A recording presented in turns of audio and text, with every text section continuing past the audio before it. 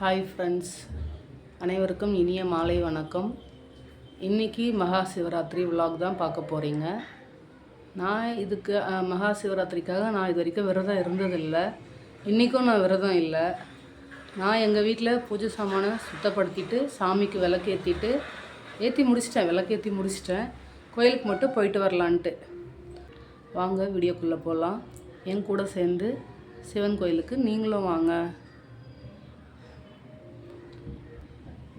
எப்படி இருக்கு இன்னைக்கு எங்கள் பூஜை பார்த்து சொல்லுங்கள். இந்த மகா சிவராத்திரி பூஜை போன ஞாயிற்றுக்கிழமை 15ஆம் தேதி பிப்ரவரி மாதம் 2026 அன்றைக்கி நடந்ததுங்க. நான் 3 நாள் கழித்து இன்றைக்கி தான் அந்த வீடியோவை போஸ்ட் பண்ணுறேன். கோயிலில் நைட்டு ஃபுல்லாக 4 டைம் பூஜை நடந்ததுங்க. அதாவது 4 டைம் அபிஷேகம், 4 டைம் தீபாராதனையும் நடந்துச்சு. இந்த 4 டைம் நைட்டு ஃபுல்லாக எதுக்காக பூஜை பண்ணுறாங்கன்றத ஒரு புராண கதை சுருக்கமாக நான் உங்களுக்கு சொல்லிக்கிட்டே வரேன். அந்த கதையை கேட்டுக்கிட்டே நீங்கள் இந்த அபிஷேகத்தையும் ஆராதனையும் நீங்கள் பார்த்துக்கிட்டே வாங்க. சிவபக்தர்கள் பின்பற்றக்கூடிய விரதங்களுள் மிகவும் முக்கியமானது மகா சிவராத்திரி விரதம். இந்த மகா சிவராத்திரி நாளில் இரவு முழுவதும் சிவபெருமானுக்கு பூஜைகள் செய்யப்படுகிறது. இந்த மகா சிவராத்திரி நாளில் பல முக்கிய சம்பவங்கள் நிகழ்ந்துள்ளதாக புராணங்கள் கூறுகிறது. பார்க்கடலை தேவர்களும் அசுரர்களும் இணைந்து கடைந்த போது பொங்கி வந்த ஆலகால விஷம் மண்ணுலக மக்களை பாதிக்கக்கூடாது என்று எண்ணிய சிவபெருமான் அந்த விஷத்தை உண்டு மயங்கி விழுந்தார். அப்பொழுது இரவு முழுவதும் சிவபெருமானை தேவர்கள் பூஜித்த காலம்தான் இந்த மகா சிவராத்திரி. சிவபெருமான் மயங்கி விழுந்த அந்த பிரளய காலத்தில் உலகம் அழியாமல் இருக்க பார்வதி தேவி சிவபெருமானுக்கு 4 காலத்திலும் பூஜைகளை செய்தார் என்று புராணங்கள் கூறுகின்றன. அந்த வகையில் மகா சிவராத்திரி நாளில் சிவன் கோயிலில் 4 கால பூஜைகள் நடைபெறும். முதல் கால பூஜையானது மாலை 6 மணிக்கு தொடங்கி 9 மணி வரை நடைபெறும். இது பிரம்மதேவர் வழிபட்ட நேரமாகும். இந்த நேரத்தில் சிவபெருமானை வழிபட்டால் கடந்த கால பாவங்கள் நீங்கும்.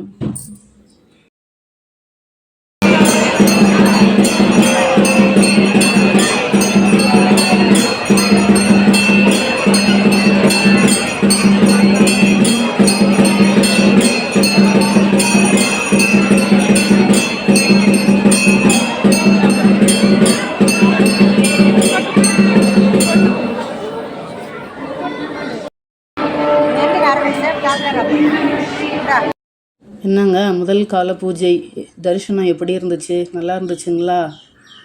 எனக்கு தெரிஞ்ச வரைக்கும் வீடியோ எடுத்திருக்கேன். எனக்கு தெரிஞ்ச புராண கதையை உங்கள் கூட ஷேர் பண்ணிக்கிறேன். இந்த மகா சிவராத்திரி விரதத்தை பற்றி தெரியாதவங்களுக்கு தாங்க இந்த கதை சுருக்கம். நிறைய தெரிஞ்சவங்க இருப்பீங்க. எனக்கு தெரிஞ்சது தான் நான் சொல்லியிருக்கேன். சரிங்களா? முதல் கால பூஜை முடிஞ்சு பிரசாதம் வாங்கி சாப்பிட்டுட்டு இருந்தாங்க. நாங்கள் சாப்பிட்டு முடிச்சுட்டு வீட்டுக்கு கிளம்பிட்டேன். நான் கோயிலுக்கு வரும்போது முதல் கால பூஜையை மட்டும் பார்த்துட்டு வீட்டுக்கு போயிடலான்ற மைண்ட் செட்டில் வந்தேங்க. ஆனால் கோயிலுக்கு வந்த இடத்துல நிறைய கூட்டத்தினால என்னால் சாமியை பார்க்க முடியல. உங்களுக்காவது காட்டணுமேங்கிறதுக்காக ஃப்ரண்ட்டில் ஒருத்தவங்க கிட்ட மொபைலை கொடுத்து வீடியோ எடுத்து அதை தாங்க நாங்கள் உங்களுக்கு போட்டிருக்கேன். முதல் கால பூஜை முடிஞ்சிருச்சுங்க. இப்போ 2ஆம் கால பூஜைக்காக போய்கிட்டு இருக்கிறேன். வீட்டுக்கு போயிட்டு மறுபடியும் கோயிலுக்கு போகிறேன். வீட்டுக்கு போயிட்டு பசங்களை சாப்பிட வச்சு தூங்க வச்சுட்டு நானும் கொஞ்சம் சாப்பிட்டுட்டு மறுபடியும் கோயிலுக்கு போகிறேன். அப்படியே வீட்டிலே தூங்கிடலான்னு பார்த்தேன். முதல் கால பூஜையை சரியாக பார்க்கவே இல்லைங்க. சரி,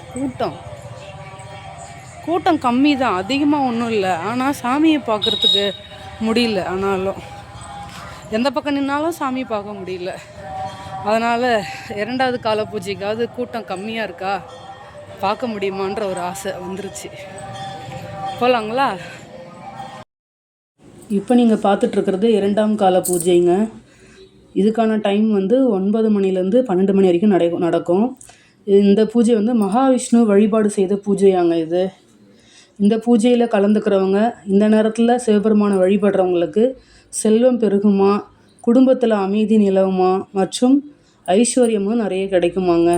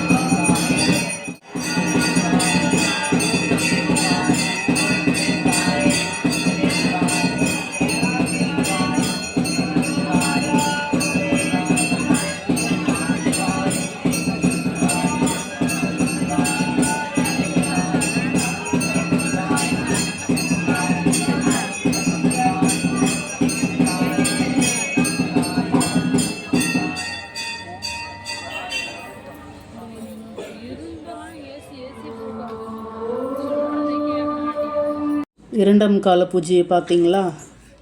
இப்போ இதுக்கப்புறம் நடக்க போகிற அபிஷேகம் வந்து மூன்றாம் கால பூஜைங்க. இந்த பூஜை வந்துட்டு 12 மணிலேருந்து 3 மணி வரைக்கும் நடந்ததுங்க. இந்த பூஜை அம்பாள் வழிபட்ட பூஜையாங்க. இது வந்து இந்த டைம் வந்து லிங்கோத்பவ காலம் அப்படின்னும் சொல்கிறாங்க. இந்த நேரத்தில் சிவபெருமானை வழிபடுறவங்களுக்கு தீய சக்திகள் அகலும், நோய்கள் நீங்கி ஆரோக்கியம் மேம்படும். லிங்கோத்பவர் யாருன்னு தெரிஞ்சுக்கலாமா? புராண கதைகளில் பிரம்மாவுக்கும் விஷ்ணுவுக்கும் இடையே யார் பெரியவர் அப்படிங்கிற விவாதம் ஏற்பட்டது. இது பெரிய யுத்தமாகவும் மாறிடுச்சு. தேவர்கள் எல்லாரும் சிவபெருமான் கிட்ட முறையிடுறாங்க. அவர்கள் இருவருக்கும் நடுவில் சிவபெருமான் ஆதியும் அந்தமும் இல்லாத ஒரு பெரிய நெருப்பு தூணாக தோன்றி நிற்கிறாருங்க. இந்த நெருப்பு தூணின் அடியை கண்டால் விஷ்ணுவும் முடியை கண்டால் பிரம்மாவும் பெரியவர் ஆவார் என்று முடிவானது. இதன்படி மகாவிஷ்ணு வராக உருவம் எடுத்து பாதாளம் நோக்கி அடியை தேடிக்கொண்டு செல்கிறார். பிரம்மா அன்னப்பறவையாக உயரே பறந்து பறந்து முடியை தேடி செல்கிறார். அடியை காணாத மகாவிஷ்ணு தோல்வியை ஒப்புக்கொண்டார். ஆனால் முடியை காணாத பிரம்மா தாழம்பூவை சாட்சியாக வைத்து முடியை கண்டுவிட்டதாக பொய் கூறினார்.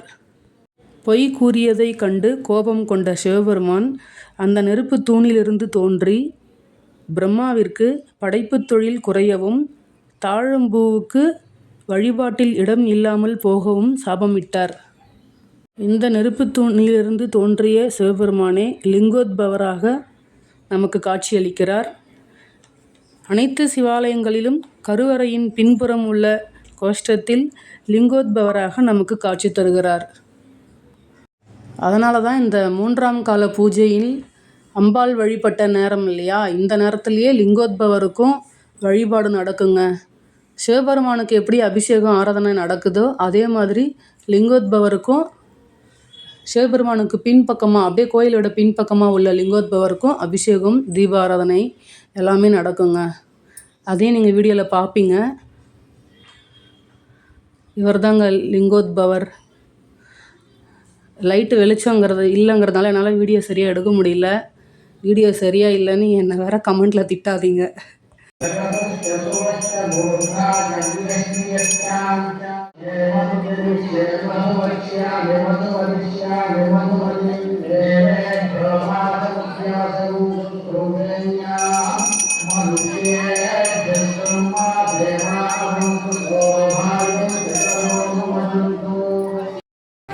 ஆனால் இந்த 3ஆம் கால பூஜையில் மட்டும்தாங்க சிவபெருமானுக்கு தாழம்பூவும் வச்சு தீபாராதனை நடந்துச்சு. அதை நீங்கள் இப்போ பார்ப்பீங்க. பாருங்கள், அப்படியே சிவபெருமானுக்கு கீழே பச்சை கலரில் தெரியும் பாருங்கள் தாழம்பூ நிற்க வச்சுருக்கிறது.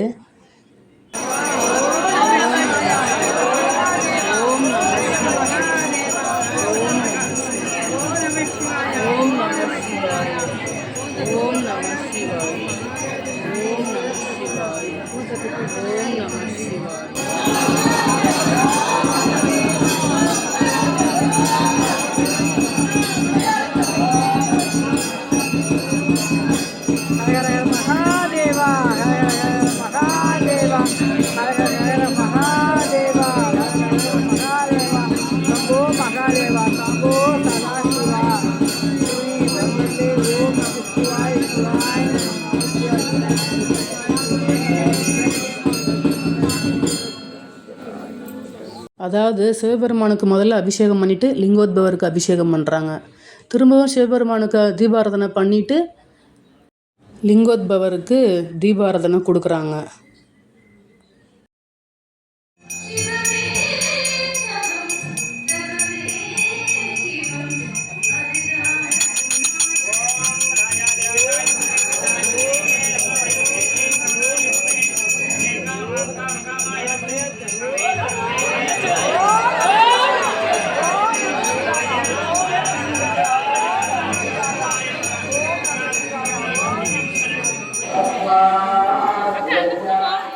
மூன்றாம் கால பூஜை முடிஞ்சதுங்க. இப்போ நடக்க போகிறது 4ஆம் கால பூஜை. இந்த பூஜைக்கான டைம் வந்து 3 மணிலேருந்து 6 மணி வரைக்குங்க. இந்த பூஜையை தேவர்கள், ரிஷிகள் மற்றும் இந்த அண்ட சராசரங்களில் உள்ள அனைத்து ஜீவராசிகளும் சேர்ந்து வழிபட்ட நேரமாங்க இந்த நேரம். இந்த நேரத்தில் நம்ம சிவபெருமானை தரிசிக்கும் போது நமக்கு முக்தி கிடைக்கும்.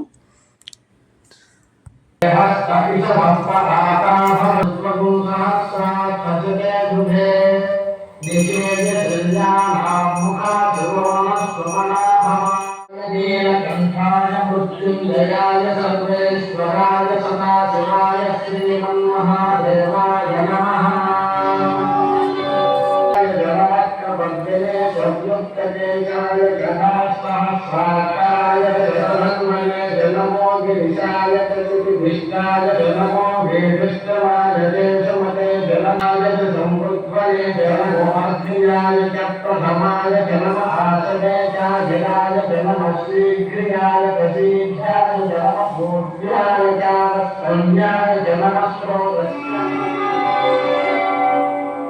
सहस्राणि सहस्रकोणे रुद्रादिभूम्याम्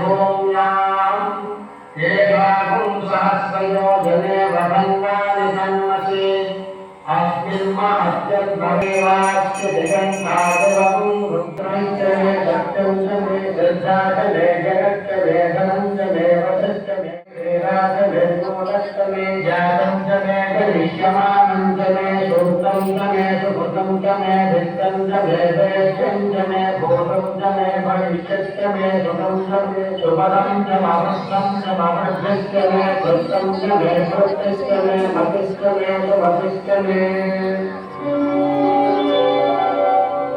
यञ्च मे भयश्च मे प्रियं च मे कामश्च मे सोमरसश्च मे भद्रं च मे शैलश्च मे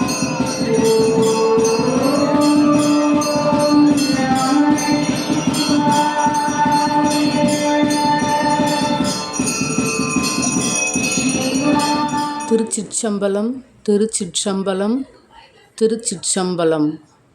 ஓம் சிவாய நமக.